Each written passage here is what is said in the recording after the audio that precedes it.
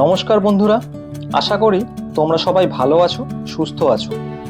আমাদের স্মৃতি সিরিজের আরও একটি নতুন পর্বে সবাইকে স্বাগত। গত পর্বে তোমাদের দেখিয়েছিলাম আমাদের ছিটকুল থেকে তাবো আসার দুর্দান্ত অভিজ্ঞতা, আর তার সাথে নানান প্রাকৃতিক সৌন্দর্য ও ঐতিহাসিক তাবো মনেস্ট্রি, গিউ গ্রাম ও সেখানে অবস্থিত বিখ্যাত গিউ মমি। পর্বগুলি মিস হয়ে থাকলে প্লেলিস্ট থেকে তোমরা দেখে নিতে পারো। আজ আমরা যাত্রা করব তাবো থেকে কাজার উদ্দেশ্যে এবং পথেই দেখে নেব ঐতিহাসিক ধানকার মনেস্ট্রি, সবুজে ভরপুর পিন ভ্যালি, ছুঁয়ে দেখব স্পিতি নদী, আরও নানান প্রাকৃতিক সৌন্দর্যে ভরা স্পিতি ভ্যালি। স্পিতি ভ্যালি যে কখন তোমাদের মনের কোণায় অনেকটা জায়গা করে নেবে সেটা তোমরা বুঝতেই পারবে না। এই শীতল মরুভূমির প্রতিটা আনাচে কানাচে ছড়িয়ে ছিটিয়ে রয়েছে হাজার হাজার বছরের ইতিহাস, যার সৌন্দর্য কথায় বর্ণনা করা খুব কঠিন। তাহলে চলো আর বেশি কথা না বাড়িয়ে শুরু করি আজকের পর্ব। নমস্কার বন্ধুরা, আরও একটা নতুন এপিসোডে সবাইকে স্বাগত। এই মুহূর্তে আরও একটা নতুন এপিসোড শুরু করছি তাবো থেকে কাজার উদ্দেশ্যে। আগের পর্বে তোমরা দেখেছো তাবো, ছিটকুল থেকে তাবো। আজকে আমরা বেরিয়ে পড়ছি তাবো থেকে কাজা, আর সাথে থাকবে কাজার সাইট সিইং কিছু কিছু, ঠিক আছে? অন দ্য ওয়েতেই পড়বে। তো চলো শুরু করি আজকে জার্নি। লাগেজ উঠে গেছে গাড়িতে, এই মুহূর্তে আমরা চেক আউট করছি তাবো থেকে। চলো বাকি কথা রাস্তায় হচ্ছে, আর রাস্তার যে সৌন্দর্য তোমাদের সঙ্গে শেয়ার করব, দেখতে থাকো। এই যে সব গাড়িতে উঠে গেছে, লাগেজ রেডি, দাদাও রেডি। এবার এখান থেকে সোজা বেরিয়ে যাবো আমরা কাজার উদ্দেশ্যে। এখন আছি আমরা তাবোতে। তাবো থেকে এবারে আমরা রওনা দিচ্ছি কাজার উদ্দেশ্যে। তবে পথেই আমরা প্রথমে দেখে নেব স্পিতি ভ্যালির আরেক ঐতিহাসিক রত্ন ধানকার মনেস্ট্রি। প্রায় 32 কিলোমিটারের এই পাহাড়ি পথ জুড়ে একদিকে স্পিতি নদীর মনোমুগ্ধকর দৃশ্য, অন্যদিকে রুক্ষ পাহাড়ের অনন্য সৌন্দর্য যেন প্রতিটি মুহূর্তকে করে তোলে স্মরণীয়। বিশ্বাস করি এই গোটা যাত্রাপথ তোমাদেরকে এতটুকুও ক্লান্ত করে তুলবে না, বরং স্পিতি ভ্যালির প্রতি ভালোবাসা আরো বাড়িয়ে তুলবে। আর স্পিতি ভ্যালিতে এসে যদি একবার স্পিতি নদীকে ছুঁয়ে না দেখি তাহলে কি মানায়? তাই আমরাও নেমে পড়লাম সুন্দরী স্পিতি নদীকে একবার ছুঁয়ে দেখতে। তো আমরা এখন কাজা যাওয়ার পথে স্পিতি নদীর সামনে আসলাম। ড্রাইভার দাদা আমাদেরকে স্পিতি নদীর সামনে নিয়ে আসলো, যেখানে আমরা জলটা ছুঁয়ে দেখতে পারবো। তো চলো সামনে যাই, সামনে গিয়ে একটু স্পিতি নদীটা তোমাকে দেখাই। এত সুন্দর স্পিতি নদীর উপত্যকা, যেখান থেকে বয়ে আছে স্পিতি নদী, সেটা তোমাদেরকে দেখাই একবার। এখান থেকে একটু হাতে ছুঁয়ে দেখা যাবে। আর বাদ বাকি আমরা অনেকটা উপরে থাকি, তো একটু সামনে গিয়ে তোমাদেরকে দেখাচ্ছি। চলো, এই যাচ্ছি আমরা স্পিতি ভ্যালির সেই বিখ্যাত স্পিতি নদীর সামনে। নিচ থেকে বয়ে যাচ্ছে স্পিতি নদী, আর মারাত্মক গরম, প্রচণ্ড রোদ্দুর। এই হচ্ছে স্পিতি নদী।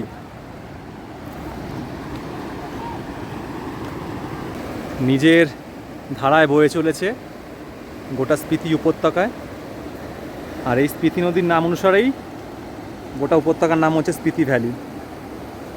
অসাধারণ। এদিকে অনেক টুরিস্ট নেমেছে, আমরা তো একটু আসলাম এখানে নামবো বলে, তারপরে সামনের দিকে এগিয়ে যাবো। আর ভ্যালিটা খালি একবার দেখো উপরে, অসাধারণ অসাধারণ। স্পিতি নদী ছুঁয়ে আবার আমরা যাত্রা শুরু করলাম ধানকার মনেস্ট্রির পথে। প্রকৃতির এত সুন্দর রূপ এর আগে আমরা কখনো দেখিনি। পরিষ্কার নীল আকাশ, রুক্ষ পাহাড় আর দূর দূরান্তের নির্জনতা, এ যেন এক অন্য পৃথিবী। আস্তে আস্তে এগিয়ে চললাম সমুদ্রপৃষ্ঠ থেকে প্রায় 3894 মিটার উচ্চতায় অবস্থিত ধানকার গ্রামের দিকে, যা একসময় ছিল স্পিতি রাজ্যের রাজধানী। এখানে পাহাড়ের খাড়া ঢালের ওপর দাঁড়িয়ে থাকা এই প্রাচীন গুম্ফা ইতিহাস, প্রকৃতি আর আধ্যাত্মিকতার এক অপূর্ব মিলনস্থল। তো এখন আমরা এসে পৌঁছালাম ধানকার মনেস্ট্রি। এটা হচ্ছে তাবো থেকে কাজা যাওয়ার পথেই পড়ে। আর ওল্ড ধানকার মনেস্ট্রি আর নিউ ধানকার মনেস্ট্রি, দু রকমের মনেস্ট্রি এখানে আছে। একটা হচ্ছে নিউ, একটা হচ্ছে ওল্ড। ওল্ডটাই হচ্ছে বেশি বিখ্যাত, বহু পুরনো। তো চলো তোমাদেরকে দেখাচ্ছি ওল্ড ধানকার মনেস্ট্রি। এই যে এখানে পার্ক করলো আমাদের গাড়ি, আর সামনেই এই যে এখানে হচ্ছে মনেস্ট্রি। তো মনেস্ট্রির দিকে আমরা এখন যাব। চলো, এই সবাই রেডি হয়ে নেমে গেছে, আর এখানে ঠান্ডা আছে, সবাই জ্যাকেট পরে নিয়েছে। এই হচ্ছে ওল্ড ধানকার মনেস্ট্রি, ওই দূরে দেখতে পাচ্ছি, ওটা হচ্ছে ধানকার মনেস্ট্রি। আর লোকেশনটা দেখো খালি কত উপরে, আমরা অনেক নিচ থেকে উপরে এসেছি। এটা কিন্তু প্রায় 13,000 ফিট উচ্চতা। এটা অনেকটা উপরে চলে আসলাম আমরা গাড়ি নিয়ে। আর এটা হচ্ছে গ্রাম নিচে,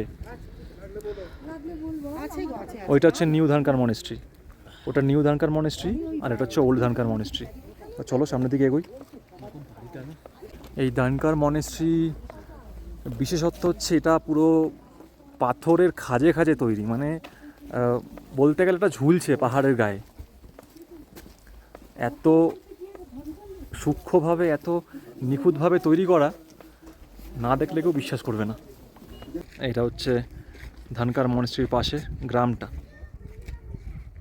কি সুন্দর পাহাড়ের ধাপে ধাপে একটা বাড়ি, আর সব বাড়ি প্রায় একরকম দেখতে।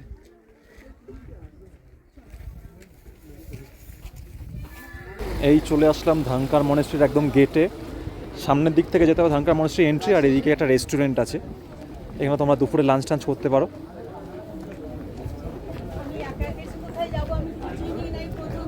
আর এখানে কিন্তু প্রচুর বাঙালি পর্যটক আছে।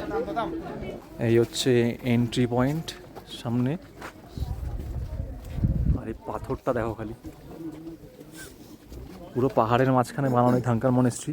এই হচ্ছে পাহাড়, তার খাঁজে খাঁজে তৈরি মনেস্ট্রি। এই হচ্ছে শুরু হচ্ছে Dhankar monastery, old Dhankar monastery, এখান থেকে শুরু। আর ভেতরে আশা করি ফটো তুলতে দেবে না, অ্যালাউড নেই ফটো, বাইরে থেকে তোমাদেরকে দেখাতে পারবো। ওই দিকটা থেকে মেন এন্ট্রি। আর এদিকে অনেক কিছু বিক্রি করছে এরকম, ওই ম্যাগনেট, চাবের রিং, এইসব। এখানে রেস্টুরেন্টও আছে। এই হচ্ছে গেট ধানকার মনেস্ট্রির।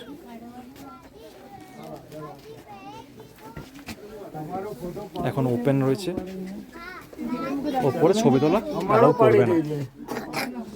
ধানকার মনেস্ট্রি স্পিতি ভ্যালির অন্যতম প্রাচীন এবং ঐতিহাসিক বৌদ্ধ গম্ফা। সমুদ্রপৃষ্ঠ থেকে প্রায় ৩,৮৯৪ মিটার উচ্চতায় পাহাড়ের খাড়া ঢালের ওপর অবস্থিত এই মনেস্ট্রির ইতিহাস প্রায় ১,০০০ বছরেরও বেশি পুরনো। একসময় এটি ছিল স্পিতি রাজ্যের রাজধানী এবং রাজাদের দুর্গ, যেখানে প্রশাসনিক কাজ পরিচালনার পাশাপাশি শত্রুর আক্রমণ থেকে অঞ্চলকে রক্ষা করা হতো। ধানকার শব্দটির অর্থই হল পাহাড়ের চূড়ায় অবস্থিত দুর্গ। তিব্বতী বৌদ্ধ ধর্মের গেলুকপা পরম্পরার এই গুম্ফায় আজও সংরক্ষিত হয়ে রয়েছে প্রাচীন থাঙ্কা চিত্র, বৌদ্ধ ধর্মগ্রন্থ, দুর্লভ ভাস্কর্য এবং শতাব্দী প্রাচীন দেওয়াল চিত্র। এখান থেকে স্পিতি ও পিন নদীর সঙ্গমস্থলের মনোমুগ্ধকর দৃশ্য চোখে পড়ে, যা এই স্থানকে ইতিহাস, আধ্যাত্মিকতা এবং প্রাকৃতিক সৌন্দর্যের এক অনন্য মিলন ক্ষেত্রে পরিণত করেছে। এই ধানকার মনেস্ট্রির ওপর থেকে চারিদিকের ভিউটা একবার দেখো। প্রায় ১৩,০০০ ফিট উচ্চতা এটা। এখান থেকে পুরো ভ্যালিটা দেখা যাচ্ছে, আর দূরে বরফাবৃত পাহাড়। আর ওইটা হচ্ছে নিউ মনেস্ট্রি, যেটা দেখাচ্ছিলাম তোমাদেরকে।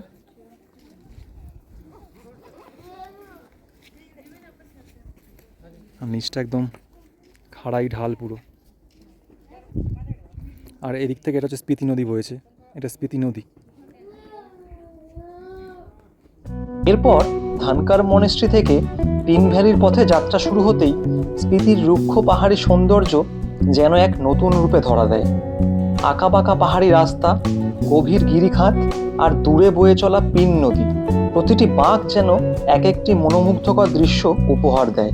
এখন আমরা ধানকার মনেস্ট্রি থেকে বেরিয়ে টুয়ার্ডস কাজা যাচ্ছি, আর সেই পথেই পড়ছে হচ্ছে পিন ভ্যালি। তো পিন ভ্যালির গেটে আমি দাঁড়িয়ে আছি। এই যে আমার পিছনে হচ্ছে পিন ভ্যালির গেট, এটা হচ্ছে পিন ভ্যালির গেট। এখান দিয়ে আমরা কিছুটা আগে পর্যন্ত যাবো, কারণ পুরো পিন ভ্যালি যাওয়া যাবে না, অনেকটা টাইম লাগবে। তো পিন ভ্যালি মেন বিখ্যাত হচ্ছে এখানকার গ্রিনারির জন্য। গোটা স্পিতি ভ্যালির মধ্যে পিন ভ্যালি হচ্ছে সব থেকে গ্রিন জায়গা, সব থেকে সবুজ জায়গা হচ্ছে পিন ভ্যালি। ওখানে অনেক চাষাবাদ হয়, তো সেই জন্য এটা খুব বিখ্যাত। তাই ওইটার কাছাকাছি যতটা যাওয়া যাচ্ছে আমরা দেখবো, দেখে এখান থেকে কাজা বেরিয়ে যাবো। চলো। পাশ থেকে স্পিতি নদী বয়ে গেছে। এই স্পিতি নদীর দুপাশ ঘিরেই সমস্ত স্পিতির উপত্যকাগুলো, নানান জায়গা এই স্পিতি নদীকে ঘিরেই গড়ে উঠেছে। তো এখন আমরা সামনের দিকে একটু এগোচ্ছি পিন ভ্যালির দিকে। ধীরে ধীরে স্পিতির শুষ্ক প্রাকৃতিক দৃশ্য বদলে যেতে থাকে সবুজের ছোঁয়ায়, আর অনুভব করা যায় পিন ভ্যালি ন্যাশনাল পার্কের অপূর্ব পরিবেশ। প্রকৃতিপ্রেমী ও অ্যাডভেঞ্চার প্রেমীদের কাছে এই পথ শুধু একটি যাত্রা নয়, বরং হিমালয়ের বুকে এক অবিস্মরণীয় অভিজ্ঞতা। চলুন এবার আমরা প্রবেশ করি পিন ভ্যালিতে।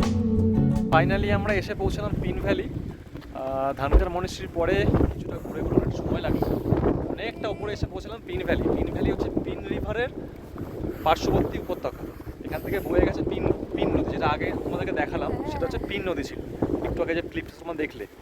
আর এই জায়গা বিখ্যাত হচ্ছে এখানকার গ্রিনারির জন্য, যেটা বলছিলাম এখানকার প্রচুর মানে শাকসবজি এখানে চাষ হয়। মানে অন্যান্য স্পিতি ভ্যালি যেরকম রুক্ষ, এখানটা সেরকম রুক্ষ নয়, এখানে অনেক শাকসবজি চাষ হয়, গাছ প্রচুর রকমের গাছ এখানে আছে, আমি তোমাদেরকে দেখাচ্ছি। আর সামনে এখানে মনেস্ট্রি আছে, মনেস্ট্রি হচ্ছে কুমুরি মনেস্ট্রি।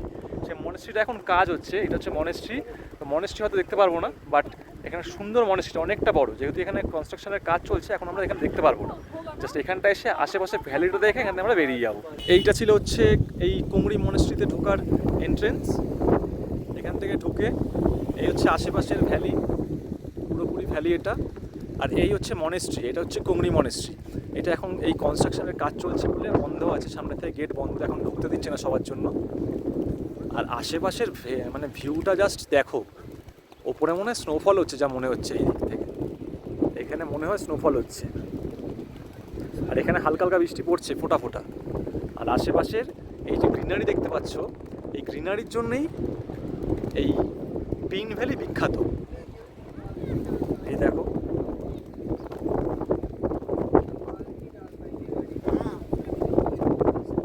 এদিকটা দেখো পুরো গ্রিন। আর দূরে ওদিকে এত হাওয়া, ধুলোর ঝড় উঠে গেছে। কিরকম হাওয়াটা খালি দেখো, এগুলো দেখো, প্রচণ্ড ঠান্ডা লাগছে এখানে, প্রচণ্ড ঠান্ডা। টেম্পারেচার মোটামুটি 4-5 হবে। চলো একটু সামনে গিয়ে দেখি খোলা আছে কিনা, মনে হচ্ছে বন্ধ আছে।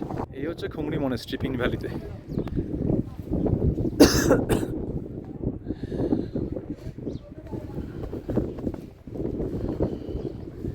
বন্ধই রয়েছে, মেন এন্ট্রেন্স বন্ধ। এইটুকু দেখিয়ে দিচ্ছি তোমাদেরকে, খুব সুন্দর। আর এখানে দাঁড়ানো যাচ্ছে না, এত হাওয়া, মারাত্মক হাওয়া। টেম্পারেচার ফল করছে খুব, প্রচণ্ড ঠান্ডা।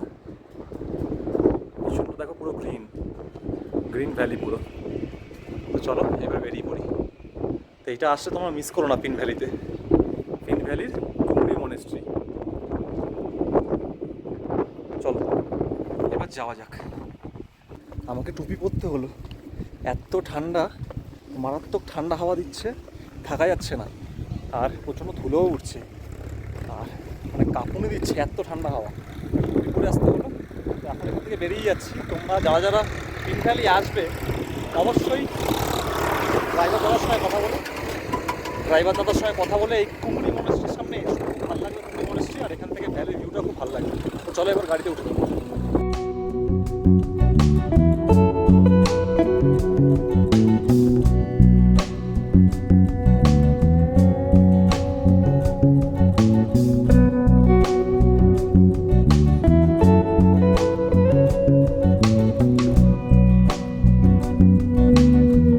ফাইনালি আমরা এসে পৌঁছলাম আমাদের কাজায় আমাদের হোটেলের সামনে এসে পৌঁছলাম। হোটেলটা আমি দেখাচ্ছি একটু পরে, এখন চেক ইন করবো। আর এখানে মারাত্মক ধুলোর ঝড় চলছে কাজাতে, আমি দেখাচ্ছি। দেখো পুরো ধুলোই ধুলো চারিদিকে, মানে লাগেজ নামাবো যে মারাত্মক অসুবিধায় পড়ে গেছি, প্রচণ্ড ধুলো উঠছে চারিদিকে। এই দেখো পুরো ধুলোই ধুলো চারিদিকে, ধুলোর ঝড় চলছে পুরো। আর এই সময় আমরা এসে চেক ইন করলাম, এখনও লাগেজ নামানো হয়নি। লাগেজ সব নামানো হোক, তাহলে আমি তোমাদেরকে দেখাচ্ছি হোটেলটা। তো তোমাদেরকে দেখাই কাজায় আমাদের যে হোটেলটায় আসলাম, কাজায় আমাদের যে স্টে আছে সেই হোটেলটা ডিটেলসে তোমাদেরকে এবার দেখাই। চলো, জাস্ট এসে পৌঁছেছি আর এখানে মারাত্মক ঝড় চলছে, তাও তোমাদের দেখাচ্ছি। তা বাইরে দাঁড়িয়ে থাকা যাচ্ছে না, এত হাওয়া হচ্ছে। আমাদের কাজার হোটেল, হোটেলটার নাম হচ্ছে হোটেল বুদ্ধাস অ্যাবোর্ড। এই হচ্ছে হোটেল, খুব সুন্দর হোটেলটা, বাইরে থেকে কালারফুল, বেশ টিবেটিয়ান স্টাইল ডিজাইন করা, টিবেটিয়ান ডিজাইন। এই হচ্ছে মেন এন্ট্রেন্স।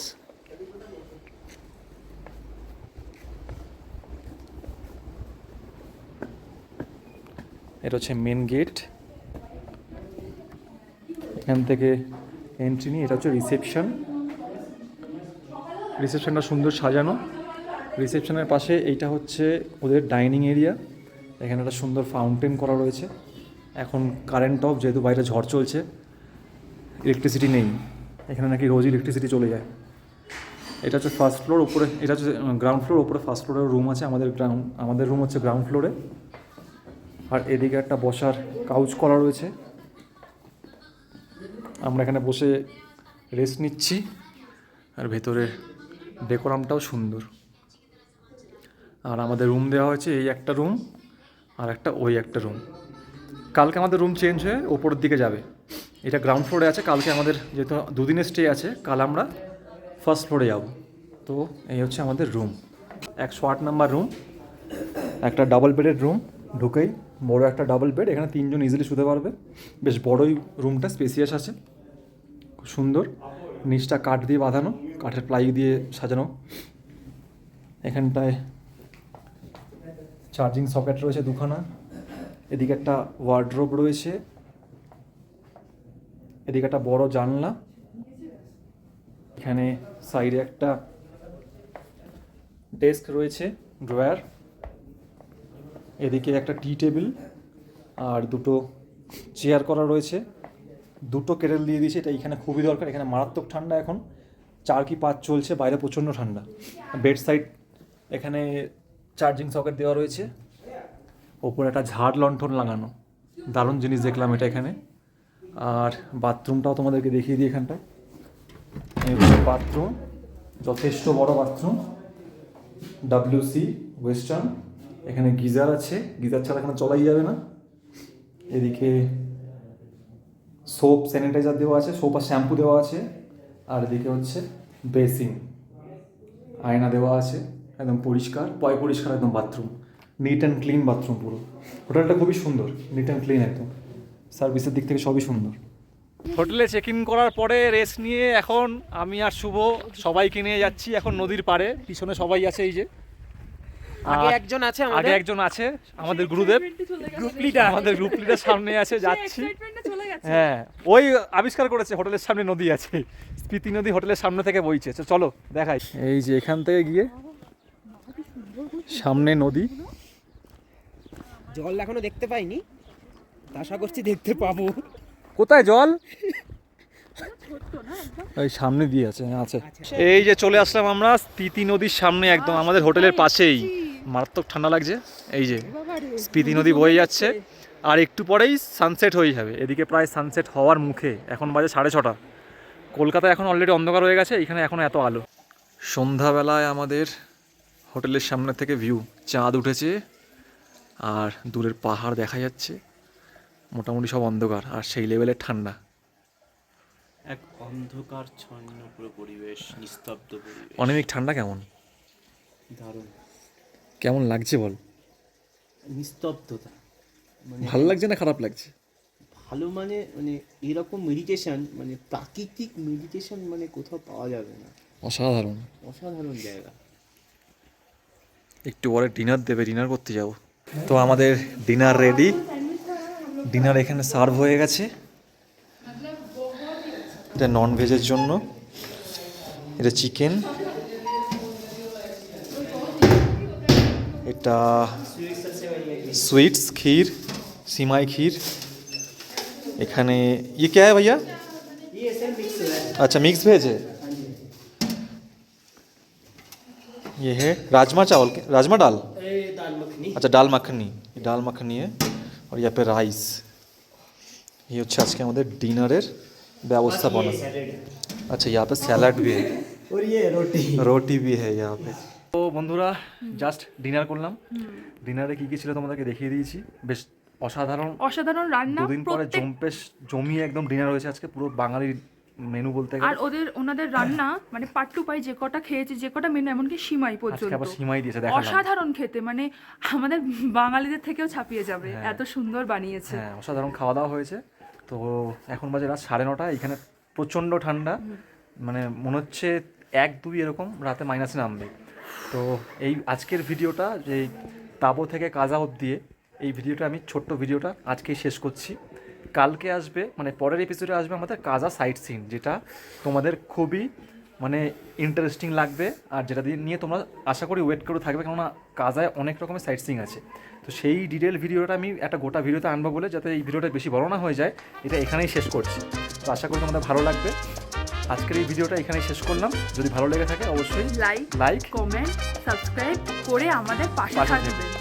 তো দেখা হচ্ছে পরের এপিসোডে। Good night. জন্য টাটা, গুড নাইট।